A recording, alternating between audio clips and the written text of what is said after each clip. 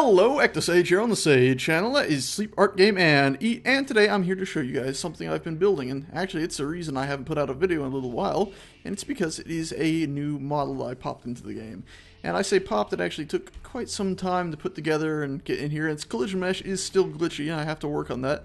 I can't actually walk up to it, but if I try to fly above it and land, well, I bounced off it there because there's a bunch of gravity generators in this area, but if I was to try to land on top of this desk, no dice, I'm actually far above it. Anyway, the collision mesh I'll fix later. The desk itself, strange pattern you might see on the top of it here, and that is actually, basically the idea is this desk has a small computer terminal at the right here, which kind of looks like a filing cabinet, but it still fits the idea of a desk well, even though it's just a computer. You can pull that out and replace it if need be, at least that's the story idea behind it, but that powers the whole desk, runs its computers and stuff, and on the top here, all this circuit boardy stuff or weird design is actually designed to have a holographic display pop up. Now currently I don't have anything like that working, but hopefully in the future I'll be able to find a way to throw something like that together.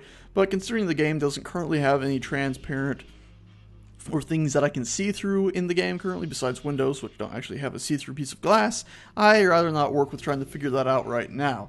Now, as for the chair itself next to the table, it's a bit of a strange one. It has some mechanical bits here. They don't currently work, but I'm hoping one day I'll actually be able to toss those together. That way when you sit down in it, it'll move you correctly. And that's another thing. You cannot currently, unfortunately, sit down in this. One day I hope to actually allow you to sit down in it. And actually one day I will also be cutting off the chair and having that its own personal prop. For now, it's just this table. Now, I'll pop up my UI and I'll plop the table down the middle of the room.